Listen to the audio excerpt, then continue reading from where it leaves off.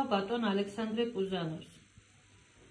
2024 წლის 16 სექტემბერს თქვენი ექიმის ქეთი ფირცხალაიშვილის მიერ ჩატარებული გეგმიური ოპერაციის დროს მარია ნანიძეს ჩემ შვილს ოპერაციიდან 15 წუთში გაუჩერდა გული, რამაც გამოიწვია კომატოზური მდგომარეობა და მარი დღემდე კომაშია.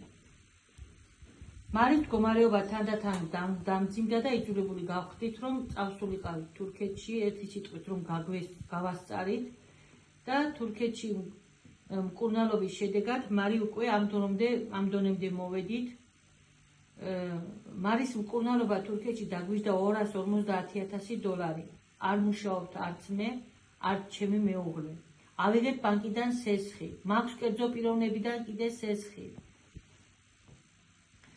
ექიმის თქმით, მარის მკურნალობა, მარის რომ მდგომარეობიდან გამოვიდეს, მინიმუმ ჭირდება 5 წელი და შეიძლება კიდე რამე დაუტოვოს და არ ვიცით როგორ გამოვა მდგომარეობიდან ბოლომდე. ეს გააკეთა თქვენმა ექიმმა, რომელსაც ჩემმა შვილმა მარია ნანიძემ სიცოცხლე ანდო და ამ მდგომარეობაში ჩამიგდეთ შვილი. უსახსრობის გამო მომიწია კლინიკის დატოვება. ჩამოვედით საქართველოში, ყავს მარის სახლში. მარის რაც ექთანმა უნდა გაუკეთოს ჩემ შვილს ვაკეთებ მე. მარის სჭირდება ჭამა, მოვლა.